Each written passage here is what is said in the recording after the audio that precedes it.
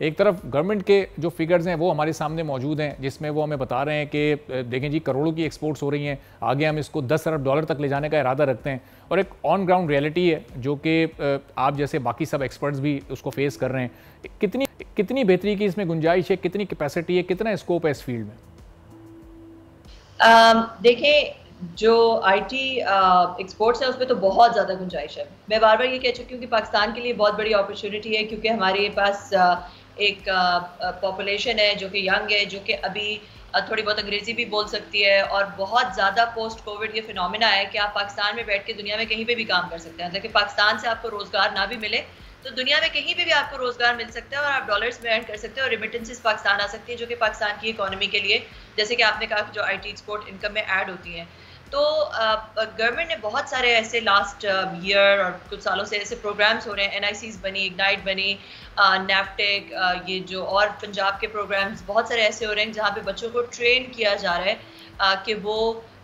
Short I T courses کرنے کے بعد فری لانسنگ انکم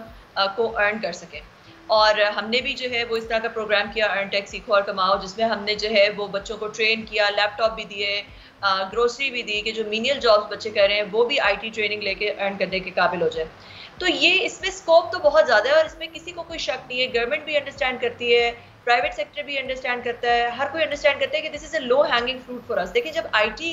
ایک ایسی فیلڈ ہے جس میں آپ کا جو کیپٹل ایکسپینس ہوتا ہے ایک آئی ٹی کے بزنس کو سیٹ اپ کرنے کے لیے وہ بہت کم ہوتا ہے as compare to other business. آپ نے کسی کو فیکٹری کو لگانا ہے، یو نیڈ، آپ کو بہت زیادہ کیپٹل چاہیے، کروڑوں روپے چاہیے، پھر آپ کی کوئی فیکٹری لگے گی، کوئی بزنس اسٹارٹ ہوگا، کوئی دکان لگے گی، دکان کے لیے بھی آپ کو سرمایہ چاہیے۔ مگر آئی ٹی ایک ایسی چیز ہے کہ جس میں آپ کوئی اپلیکیشن ڈیولپ کر سکتے ہیں، بہت کم سرمایہ، بہت ساری ایسی آئی ٹی میں آپشنس ہیں جہاں پہ آپ بالکل زیرو یا بہت کم سرمایہ کے ساتھ آپ ایک بزنس بھی سیٹ اپ کر سکتے ہیں، آپ ایک freelancing practice set up کر سکتے ہیں۔ تو اس لیے اس میں اسکوپ تو بہت زیادہ ہے، مگر اس سب کا بیک بون جو ہے وہ انٹرنیٹ ہے، اس سب کا بیک بون ہی انٹرنیٹ ہے۔ تو اگر انٹرنیٹ میں کوئی بھی ایشو آتا ہے یا انٹرنیٹ میں کوئی بھی بندش آتی ہے تو یہ پھر اس انٹرنیٹ کی وجہ سے لوگوں کے گھروں میں چولہے جل رہے ہیں۔ آئی ٹی ایکسپورٹ انکم ہو ہی نہیں سکتی انٹرنیٹ کے بغیر، it's fully reliant on that. تو اس وجہ سے آپ جب تک انفراسٹرکچر کی ایشورٹی نہ دیں، اور یہ ایشورٹی نہ ہو کہ آپ کا جو